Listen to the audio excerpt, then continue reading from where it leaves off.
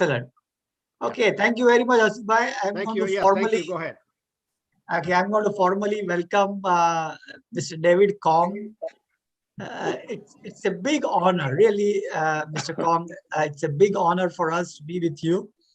And this is going to be more like a family reunion because most of the people present would know you and have a high degree of respect for you. We are going to start the session because this is a very valuable opportunity for every hotelier who is present here to learn from you.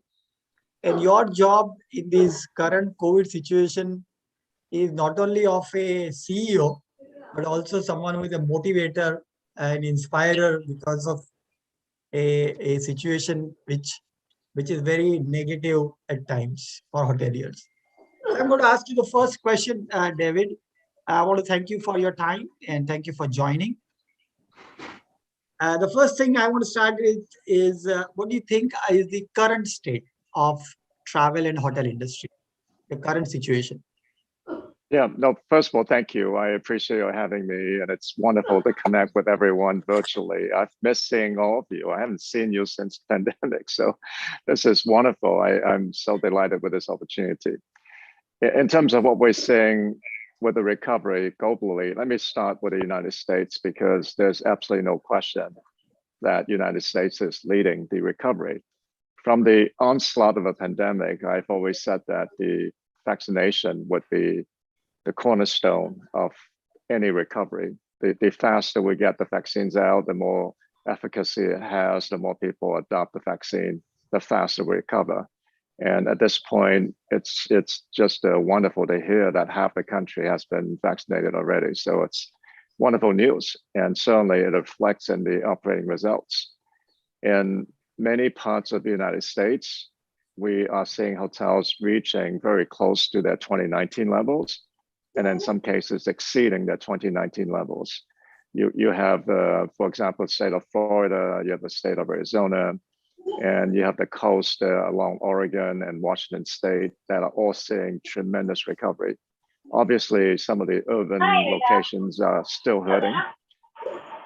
Just 1 minute. I'm going to put everybody on the mute. Just give me a minute.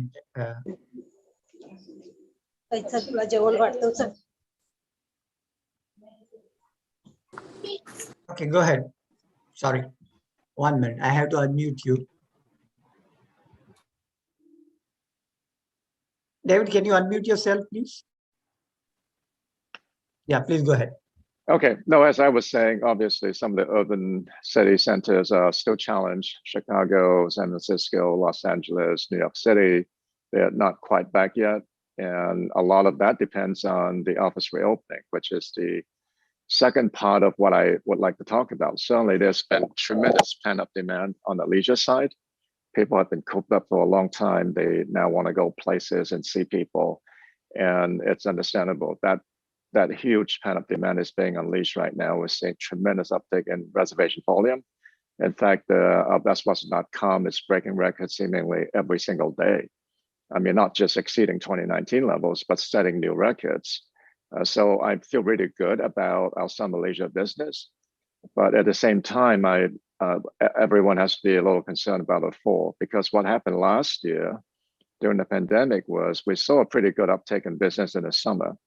But then by the time fall rolls around, when we traditionally count on the corporate business, we saw a tremendous drop off. And then the winter was disastrous. So I hope that it won't be the case this year, as more offices are reopening and more companies are planning meetings and events. So, you know, our full recovery is going to be dependent on the corporate segment and the meetings and event segment. And I'm hopeful that that will continue to be the case. So as I was saying, US is leading the recovery. I think soon Canada and Europe would follow suit. Same situation as vaccines get rolled out and people are more comfortable traveling, they will. And Europe and Canada both going to benefit from a lot of US travelers wanting to go to those places. So I think they would do well. In Asia, on the other hand, it's a different story because the adoption of the vaccine is lacking. There's a general attitude that is not conducive to the vaccine rollout. And on top of it, they don't have a lot of vaccines available. And the vaccines are not what we have here with Pfizer and J&J and Moderna. They have another type of vaccine there, which is not as, the efficacy is not as effective. So I think they have a different set of problems, and their recovery will be slower. Okay, so what you said is the travel segment is picking up now, but the urban centers like Chicago and which are dependent on the corporate business because offices are closed, they have not recovered. So what, just as a follow-up question, at what level of occupancy they are operating right now as compared to the earlier 2019? So what is the impact, negative impact in the corporate sector and the urban sector? I think they are off by occupancy probably by about 20%. And if you're off by occupancy, you're going to be off by average rate. Although I am certainly encouraged that although the rates dropped precipitously during the pandemic, it's picking up with a lot of steam. Rates are increasing very encouragingly. And for our company, we are only a few points off from 2019 levels. And in some of these urban locations, when you're challenged with average rate, when you're challenged with occupancy, regrettably, some hotels just drop rates to try to win some business. And that's the foolish thing to do. But people do it. So we appreciate you for achieving bestwestern.com's record traffic and booking. And as you said, urban centers and the corporate hotels are down by 20%. What do you see? So going forward, what do you see? Is this work from home and office closure going to be a permanent thing? And will it have an impact on those sectors, corporate hotels, airport hotels? Yeah, there's no question the pandemic has ushered in several new trends, or I should say speed up the adoption of several new trends. And the work from home trend is only one of them. I don't think most companies would be 100% work from home, but I think most companies will adopt a hybrid model where employees come to work a few days and work from home a few days. The fact of the matter is working from home is a tremendous employee benefit that is free to the company. The employees like it because they have more freedom and flexibility, and they save on the time with commuting and the money involved with commuting or coming to work in the office. I mean, for me, for example, last year, because for the most part, we were locked down and I was only going to the office every now and then, you save money on clothing, you save money on meals, and you save money on commuting. You save a lot of money when you work from home. So I think the employees love it, and the companies would acquiesce and allow for some kind of hybrid model. So the offices are not opening completely. And, we all know how business should be done. You can only do so much virtually, and there's nothing like in-person meetings and being able to shake someone's hand and being able to share a good laugh and being able to go out and enjoy a meal. I mean, that's how business is done. So I think there will be a return to some type of normalcy, but there's going to be an adjustment period. Okay, so these corporate hotel owners and the airport hotel owners who are suffering the breakdown because of this ongoing decline, do you expect them to come to the full capacity like these travel hotels in next couple of years? Well, it just depends. The smaller hotels that don't have a lot of meeting space, they probably recover much faster. The ones that have a lot of meeting space, for example, I was just at the 1,600 room hotel with a lot of meeting space. That hotel used to host a lot of big meetings, lots of banquet business, made a lot of money. But when I was there, 1,600 rooms, I think they were running probably 10 or 20% occupancy. Wow. It was dreadful. And you look at a parking lot, which is huge. I mean, it surrounds a whole hotel, and there must have been, 1,500 parking spaces or something, and you only have a few cars in the parking lot. I mean, that's a sad scene. How long would it take for that hotel to recover? Well, you can think about the booking cycle for meetings and events. And the smaller meetings would come back first, but the bigger ones, which you really count on to make your money to make the mortgage, they are going to take longer to recover. Okay, so let me get your view on when do you plan to hold this Bestwestern beautiful annual meetings with all the members? We enjoy that meeting. When do you plan to do it? Well, you can come to Hawaii this October and partake in a meeting. We are going ahead with our annual convention, which is going to be in Honolulu, October 3rd and through 5th. And that will be in person in Honolulu.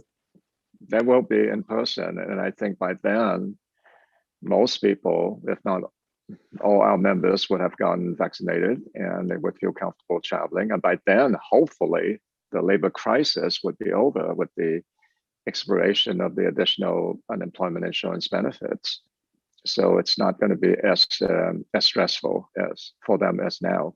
We just had our governors meeting last week in Dallas, and that was almost 200 people.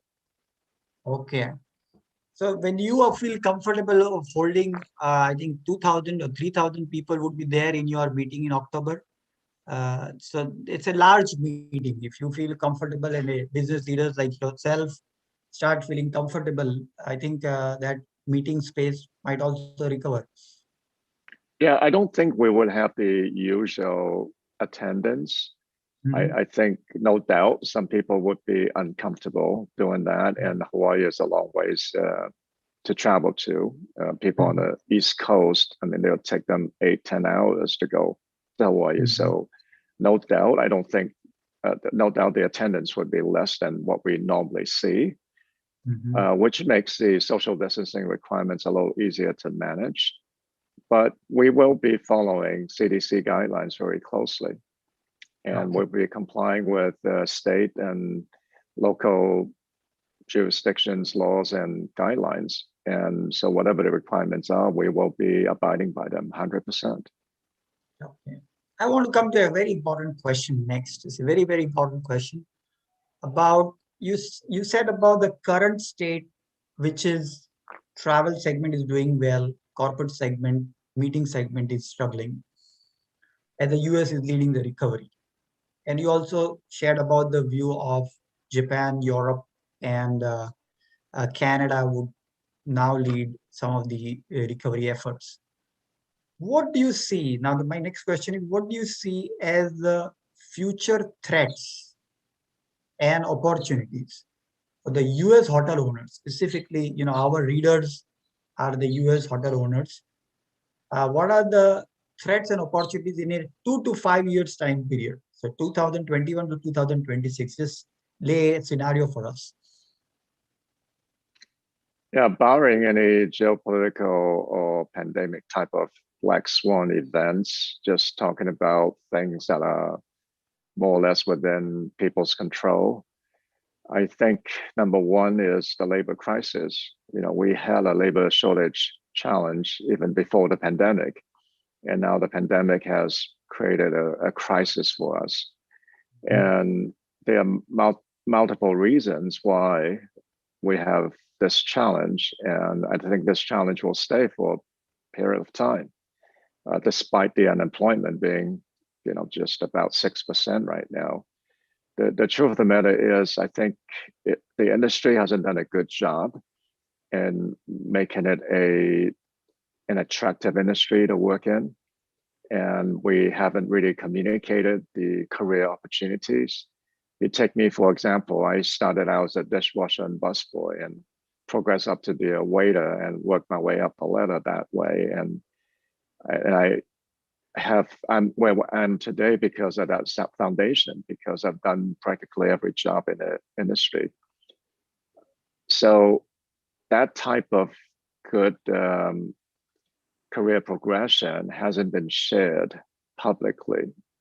People don't understand that they might start as a front desk clerk today, But if they have the desire and the determination and dedication, they can advance in our industry, and they can one day own their own hotel, for example. We have done a good job in explaining that. But that's just one reason. I think this crisis right now is forcing us to be far more competitive in how we pay people. I think that's important. It's also creating this environment that's kind and caring and nurturing and interested in people's career progression and well-being. I mean, that type of environment is also what we need to create. There are multiple things that we can do as an industry to overcome this crisis, but I see that being a huge challenge. Right now, about 10% of our inventory is out of order. It's not because the rooms are out of order, it's because we don't have enough people to clean the rooms. That's why they're out of order. So when you are talking about a recovery, when you want to sell every single room, and you're challenged by not having enough people to clean the rooms, that's a big problem. And so I know the unemployment insurance benefits created by the America's Rescue Act is a problem, but it is a problem, but it's not the main reason why we're challenged. We had that problem before the pandemic. The second challenge that I see facing the industry is sometimes we don't learn from past mistakes. And if you look back in history, what causes the industry to tank? It's there's no doubt that industry is cyclical, like a lot of other businesses. It goes up and down according to the economy. But in businesses, it's always about supply and demand. If the demand cannot keep up with supply, that's when the industry has a problem. That's when a company has a problem. So we have a tendency to overbuild. And if you look at back in 2019, before we headed into the pandemic, there was tremendous overbuilding in certain segments, in the upscale segment and the upper mid-scale segment. So upscale is Hilton Garden Inn, Hyatt Place, and the like, and upper mid-scale would be Bestwestern Plus and Holiday Inn Express and Hampton. There's tremendous overbuilding in those two segments. And consequently, during the pandemic and as we recover, those segments are more challenged than the other segments. So after we fully recover, I hope people learn and are cautious about overbuilding, because that has always been a major challenge with our industry. Okay, so you said about labor crisis and the overbuilding. Any other threat that you say on a 5 years horizon? Well, I think that's good enough for us to pay attention to. There are always local challenges, but those are some big ones. And then, of course, as we begin to recover from the pandemic, how do we attract more international arrivals? How do we help bring the meetings and events business back more strongly, and so on and so forth? Okay. I want to ask a follow-up question on the labor crisis. When you see that there's a labor crisis in a hotel, there are kind of two kinds of jobs. One is this actual very labor-intensive housekeeping, which cannot be automated, which a human being is required to clean up bathroom and clean up rooms. And the other part is the front desk, which can be automated using mobile check-in or automated check-in, check-outs. Where do you see is the major problem? The front desk type of job or the labor-intensive job? I think they are both challenges. Front desk, you can automate a lot of things. And at the end of the day, you have to keep in mind that we are in the hospitality business, right? And how does that hospitality manifest itself? Well, it's through human interaction. So you can automate to a certain extent, but you still have to have the human interaction. There are some segments of our industry that can go without people at the front desk, but for the most part, we need people at the front desk. So that doesn't completely go away. In housekeeping, what we need to do is to rethink how we do housekeeping. Housekeepers used to do 16 to 18 rooms a day. Is there a way to do more rooms? And that starts with perhaps also thinking about we used to provide daily housekeeping service, but do we really need to do that in the future? In many ways, what the hotel companies through their hotels do reset the customer's expectation, right? If everyone provides daily housekeeping service, then the guests would expect daily housekeeping service. But if most hotels do not provide that, and there's maybe someone checking on the room daily, but not servicing the room like we used to do on a daily basis, but rather just removing or replacing dirty towels, emptying the trash or something. But in general, it's a safe and safety and well-being check. But the full service is upon checkout or every 3 days or something. That would save a lot of labor. And the kinds of materials that we use in the guest room and how we do our renovation, thinking about those things, like how do we make the rooms easier to clean through decluttering and surfaces that are easier to clean. I think that would also lessen the need to spend too much time in the room. So there are multiple things we can do to address this housekeeping challenge as well. So is the industry body like AHL or AHOA working on creating a new policy guideline for major hotels to follow? Or is the hotel owners, like, I mean, the CEOs like you coming together to devise no housekeeping for every day or some sort of that policy? Is it somebody working on that? Not to my knowledge, and regrettably, the industry is very fragmented, and we also have the issue with antitrust laws. So let me talk about the industry being fragmented. You have owners, you have operators, you have brands that frequently have different ways of thinking about things. I might think it's a great idea. Somebody else might think it's terrible. I might think it would be a differentiator for me. Other people might think it's senseless. So we don't always agree. And in fact, we frequently disagree. You look at that whole OTA problem that we had back in 2000, everybody panicked after 9/11, 2001. And what do? We have a lot of hotels that began acquiescing to the OTAs, and we created this OTA problem. I mean, if at that time we said nobody shares any inventory with OTAs, we wouldn't have the problem that we have today. So we are not able to come together and reach agreement on something like this. Furthermore, we all have to be concerned about antitrust regulations. Nobody wants to go to jail, and the laws are there for a reason. And so we have to respect the laws and their limitations in terms of what we can get together and agree to. But you can look at the airlines, and if an airline comes out and says that we're going to start charging baggage fees and everybody else follows, then that becomes industry standard. Yeah. And then you would have maybe a long holdout and says, well, I'm going to use that as a differentiator for my brand. I don't charge for luggage fees, and they would stand out and gain some advantage with that. But everybody wins in that scenario, right? Because for most airlines that adopted it, they now have a huge source of revenue. That's newfound revenue. And for the other brand, for the other airline, maybe they are winning some business as a result of that. So if some big brand takes a lead on housekeeping service, or breakfast is another one, because that's a huge labor-intensive proposition also, aside from the cost. If some huge brand takes a lead on it, maybe they would set the new expectation, and if everybody else follows.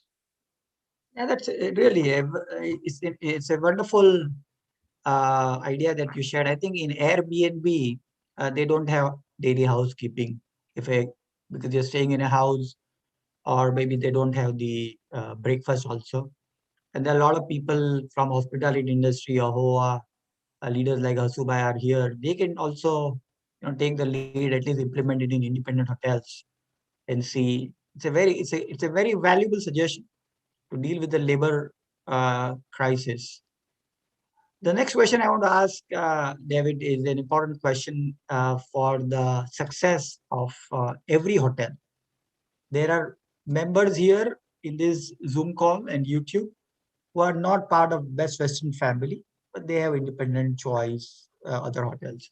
So the question is, what is hotel owners can do in terms of operating practices to attract, retain, and delight the guest? Any hotel owner, just give some general ideas. Yeah, the first thing that I try to explain to our hotel owners and operators is this: when you turn up a light, all rooms look the same. In fact, even if with the lights on, all rooms look the same. I mean, if you're competing with a certain segment, like let's just say Best Western Plus, our rooms look almost the same as Hampton or Holiday Inn Express. It could be any one of those brands. So the product experience itself is not really differentiating. If you like the Western Heavenly Bed, you can go buy it. In fact, we sell it in Best Western Supply. And so that goes to show you that any type of differentiation that you want to create through a product experience is futile, because it can be easily copied and it becomes a price of entry. And what I always try to emphasize is we have to look to the emotional connection. And I'm sure we all receive compliments and complaint letters, so emails and phone calls. If you ask yourself, what are those primarily about? If someone is upset about a stay at a hotel, what is the primary reason behind that? Well, it usually starts with a terrible encounter with a front desk clerk or some employee at the hotel that was rude or unhelpful to the guest. And then they start nitpicking about every little thing in the hotel. You know, they started complaining about the room not being clean, or, you know, the maintenance not being up to snuff or something. All started because of that unruly employee or unhelpful employee. And conversely, if you receive compliments, what do they usually compliment you on? It's almost always about some encounter with an employee or several employees at the hotel. And that goes to demonstrate to you that the employees at the hotel that creates that emotional connection is key to any hotel success. They can make your hotels extremely successful, or they can tank your hotel.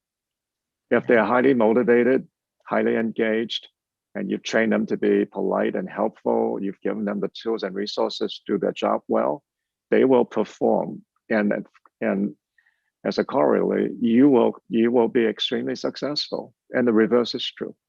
So I can't emphasize that enough, that we have to work through our frontline employees, especially guest contact employees.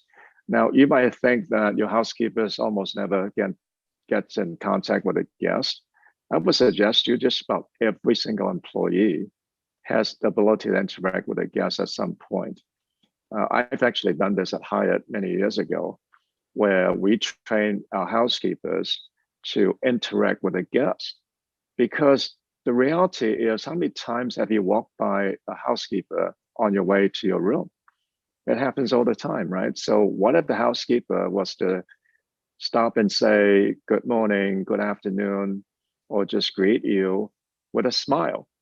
And then maybe they strike up a conversation with you, like, how's your day going? Oh, I'd really like your dress, or, oh, you look really nice today. I mean, all those things would start to create that emotional connection. So I can't emphasize enough that that's what we need to do to be successful. Wonderful. What a insightful idea that I think will be helpful to all the hoteliers present here. A product is the same. You have to create an emotionally fulfilling experience. And I think most of our readers are Asian Indian hotel owners, and we have a Sanskrit saying, ancient Sanskrit saying, which says, Atithi Devo Bhava, guest is God. Now, the same feeling, if it is percolated to all the housekeeping members and front desk, I think that is what David is pointing to. The next question I want to ask is specific to Best Western. What is Best Western, what you are doing?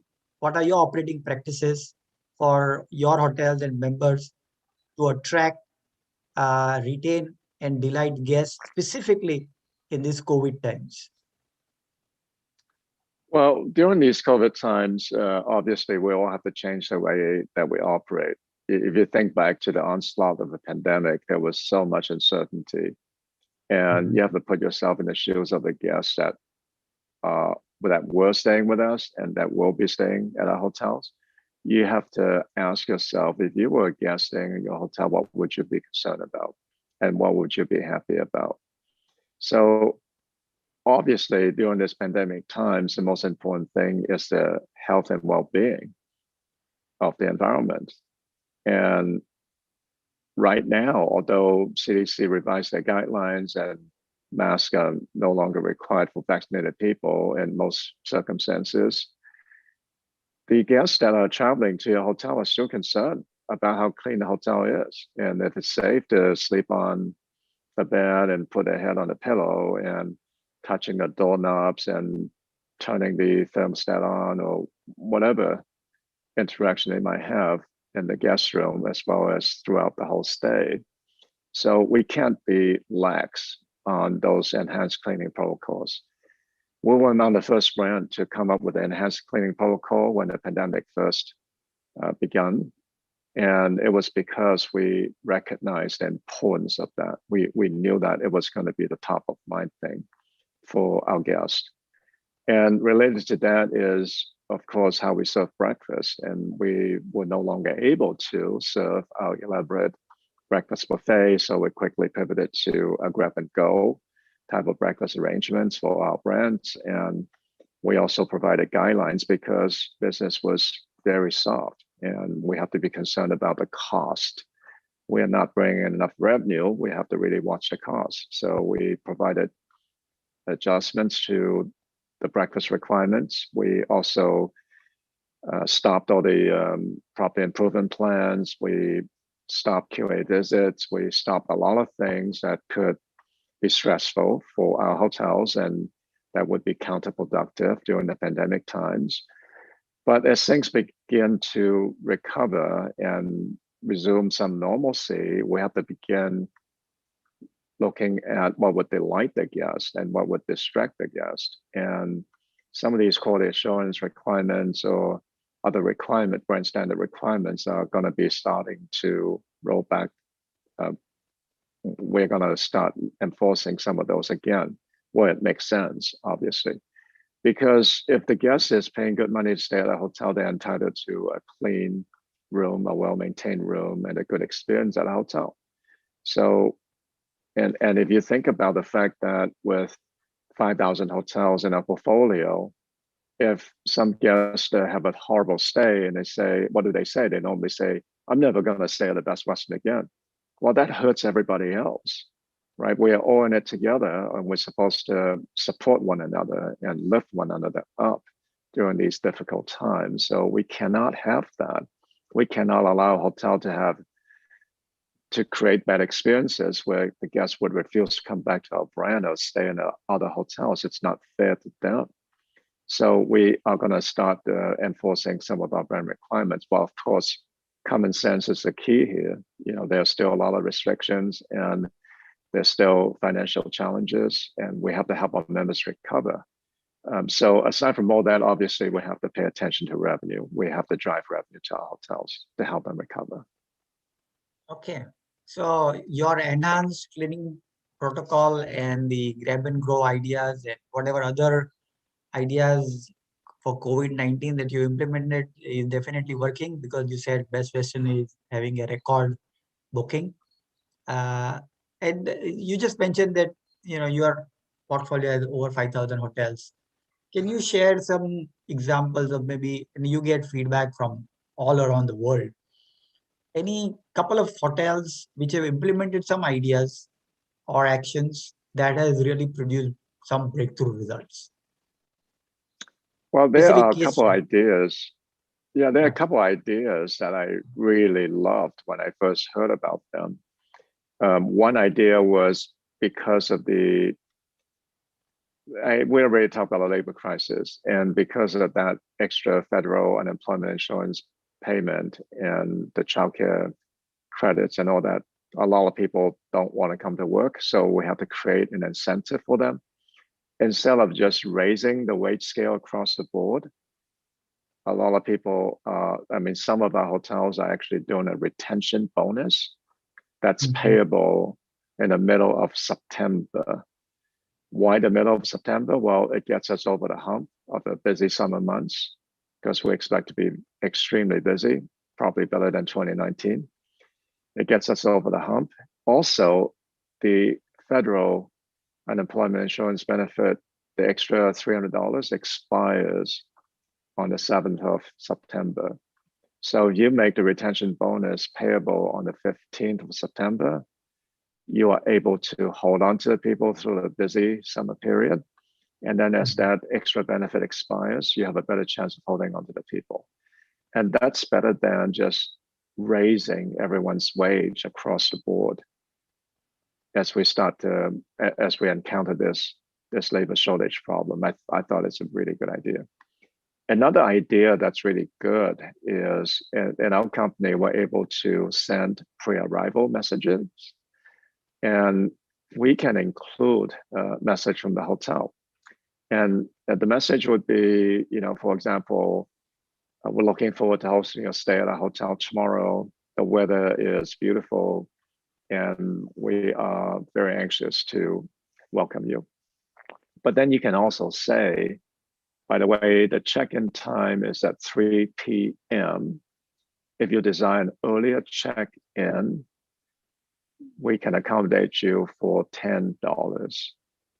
You would not believe how many people actually say, I'll pay the $10 and check in early. So instead of just giving away the early check-in, you're actually able to charge $10 for it, and people pay it. And then furthermore, it sets an expectation.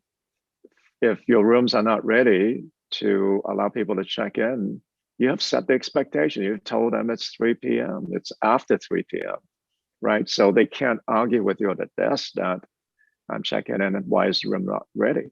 So it achieves two objectives.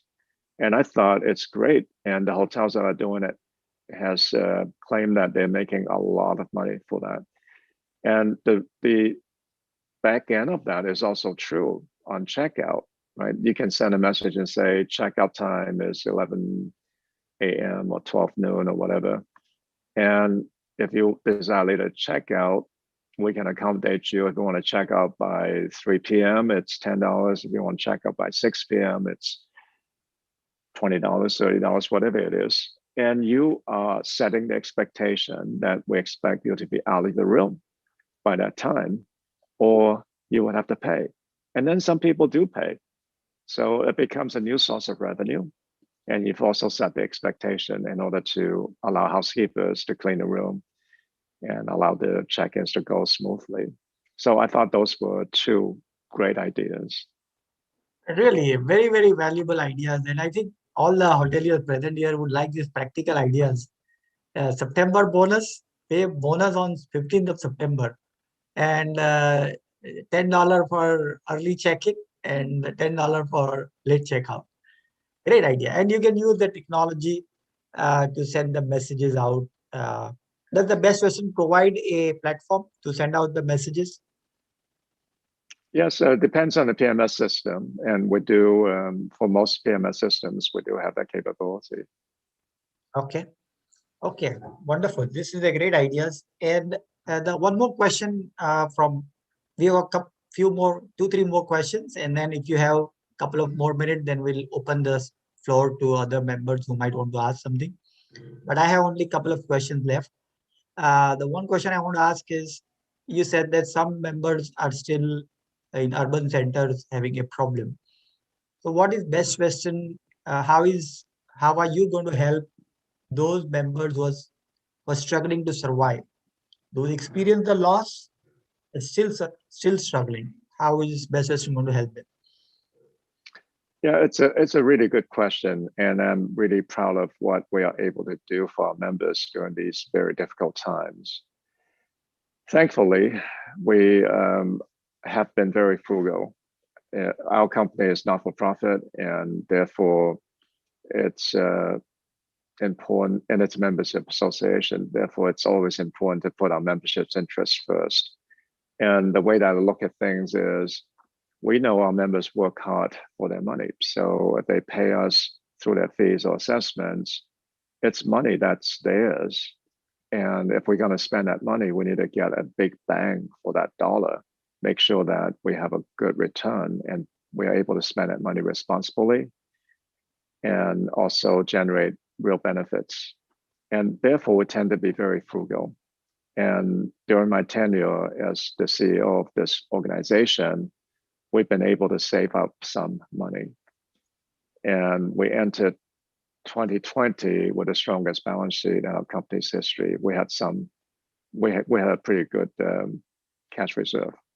So at the onset of the pandemic, the first thing that came to our mind was, how do we help our members survive? Because if they survive, we survive. We're tied together. So it's not so much about our company, it's really about our members. How do we help them survive? And what we did immediately was to come up with a plan to reduce the financial burden. That plan, which included reducing the monthly fees and waiving a variety of fees, like property revenue management fees got reduced by 50%. And there were a lot of other fees that got reduced by 50%. We increased our Bestwestern Rewards free night compensation substantially by 30-some%, and so on and so forth. That package cost the company about $30 million. And of course, $30 million is a huge amount, and it's probably about a third of our cash reserve. But we did it immediately because we knew we have to help our members overcome this crisis. We have to help them survive. But to pay for it, we immediately made some painful decisions. We separated from almost half the team. Everybody took a pay cut. I took a 50% pay cut. And those two things combined, the separation as well as the significant pay reduction, enabled us to fund the member relief. And we continued that member relief throughout last year and into this year. At this point, I think it's going to cost the company about $65 million, very sizable amount. And of course, we know our revenue is going to be reduced dramatically, not only because of free relief, but also because of business declines. So we have to make other adjustments. We immediately start slashing expenses, deferring payments, and just like all the things that you do as a business owner, we did on a very large scale. And because of that, we were able to balance our finances despite being down in revenue by about $150 million, which is significant for our company. So we balanced our finances. We actually ended up saving some of the advertising assessments, which is being put to work now. As business starts to resume, we know we have to fight for market share. Everybody is stepping on the gas in advertising and marketing and sales efforts to try to win business. So I'm glad that we actually saved some money and we're putting it to use as we speak. Big TV campaigns being launched, very generous Bestwestern Rewards promotions, and stepping on the gas in a variety of sales and marketing initiatives, because we are now in the second phase of dealing with this pandemic. The first phase was about survival. The second phase is about recovery. We want to help our members recover what they lost last year. In fact, we want to put them in a better position than 2019. So we are doing everything we can to help achieve that. Excellent. And it was a really heart-touching efforts by you. You took the pay cut, and senior management took the pay cut and gave away, I mean, almost $65 million of worth of benefits. Earlier $30 million, but now overall you're saying $65 million worth of benefit for the members. And David, we really acknowledge your leadership, because we had taken we give out awards. Hotel Vikas is giving out awards based on the members' feedback and the guest feedback.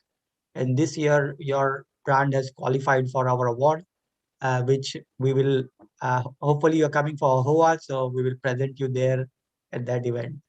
And we congratulate you. Thank you. I'll definitely be at AHOA because I miss seeing all my friends. And that would be a wonderful occasion to not just get to see everyone in real person and shake their hands, but also to visit with you. That'd be great. Yeah, you are a very warm person, and you treat Bestwestern members as you are really family members, and I have seen and experienced that. And your actions in the pandemic, it reflects, cutting down the by 50% fees by 50% and using the cash reserves to help members. That reflect your commitment to the members. I have a Thank last you. question.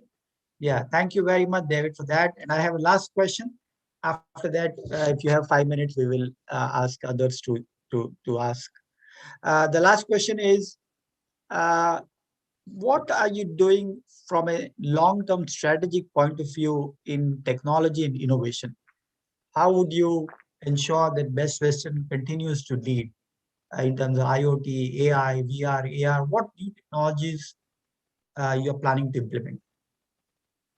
Well, first of all, back in 2018, we won the Fast Company magazine's top 20 most innovative company award in the areas of AI and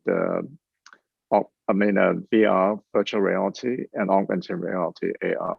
We won that recognition, which is tremendous. It's for our use of virtual reality experience on our website to showcase our hotels, and also for promotion with Disney, where we have augmented reality experience at the hotel.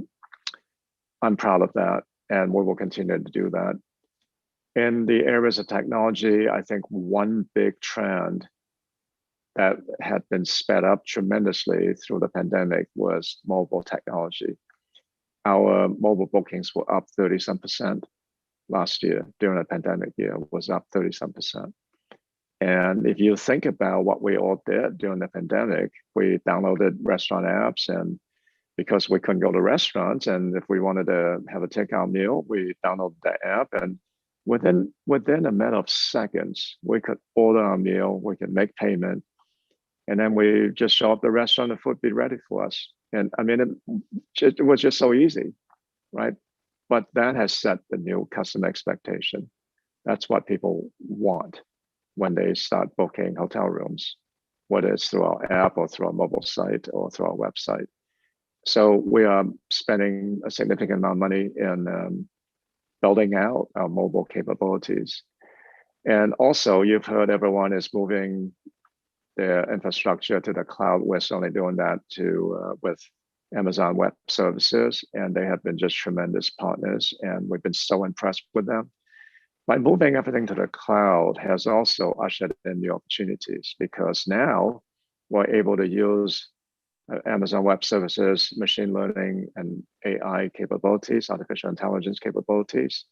So for example, our reporting, hotel scorecard, for example, can be now generated dynamically anytime, any day.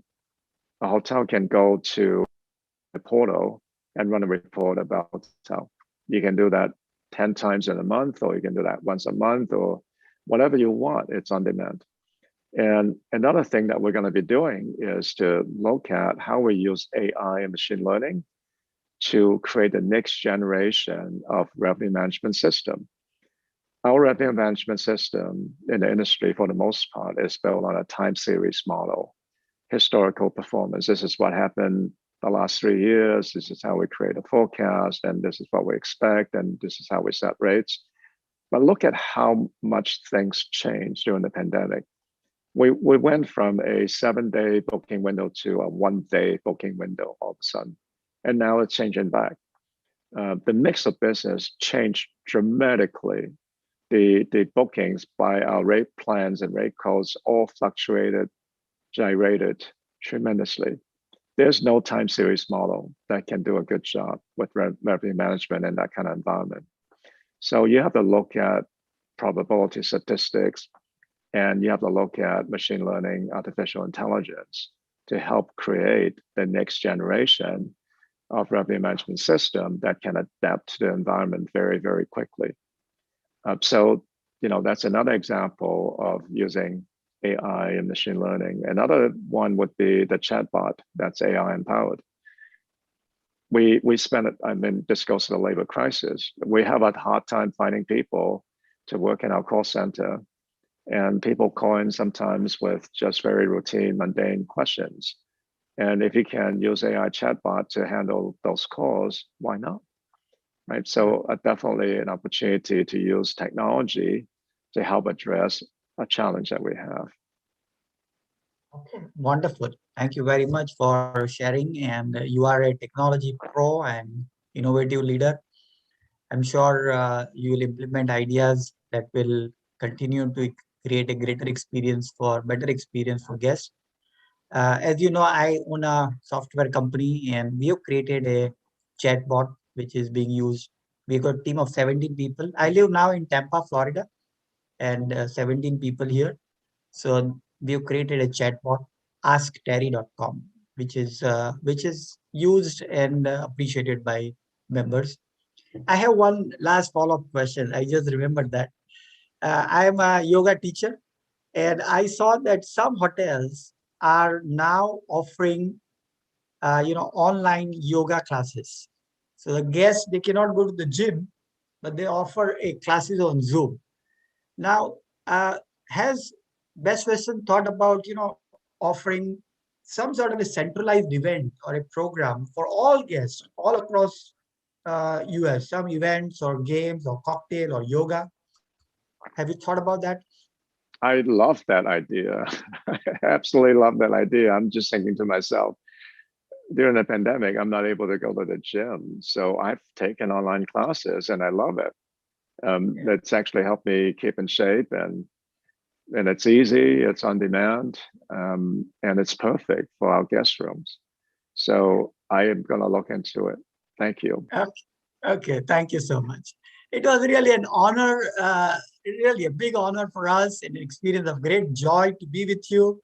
You created enormous value for thousands of our members who will watch the video on YouTube, and over 50 people are present here. It was a very, very valuable experience.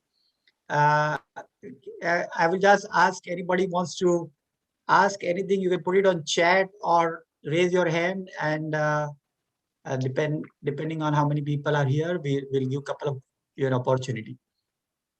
Meenakshi Ben Daya has said it's a brilliant idea, yoga and changing the mindset. Yeah, Meenakshi Daya is a coach, is a very powerful coach, and she can give a coaching session for 45 minutes, East Coast time, West Coast time, once a week. The guest can take a free advantage on Zoom. Okay, That's wonderful. so thank you very much, Meenakshi Ben, for your comment. With that, we are going to come to the close of this session. David, I want to thank you again for your time, your valuable ideas. It was an extremely great experience to be with you. We have another comment where somebody, Dad Vincent, has said, David, you have done a great job, and you're doing a great job with Best Western. So thank you very much, Vincent. Okay, we are going to be completing this session today. Thank you so much. And we look forward to welcoming you one more time whenever our members request us, and then we'll call you again. All right. Thank you. It would be my pleasure. And thanks again for having me. It's good to see you. Okay.